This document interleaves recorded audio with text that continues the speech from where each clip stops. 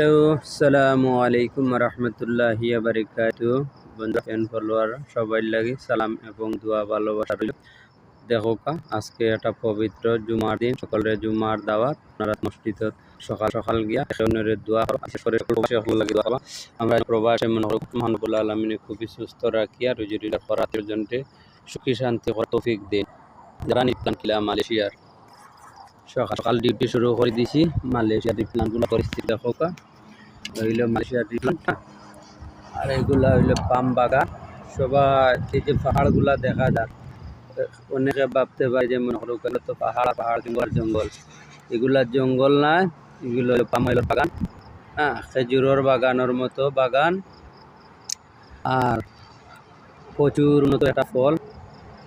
এই যে palm oil তেল হয় এবং নারিকেল তেল হয়, গরুর খানি হয়, আবার ওইগুলা তার বা ফল দিয়া আবার মনে করো সার হয়, বড় সুন্দর মনে করো সার বানায়।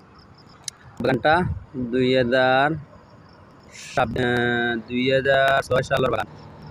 হ্যাঁ, 2006 সালের বাগান। বাগান পালাই এখন আবার মনে করো গায়ের বাগান। 96 সাল বাগান এটা।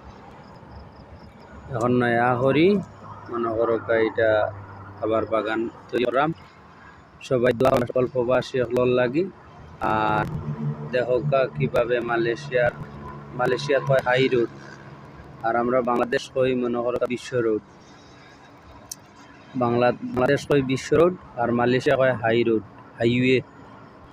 হ্যাঁ, এটা হইল গিয়া একদিকে জহুর বারো যাইতে আছে সিঙ্গাপুরের বর্ডারও, আর মালয়েশিয়া ঢুকতে আছে কুয়ালালামপুর।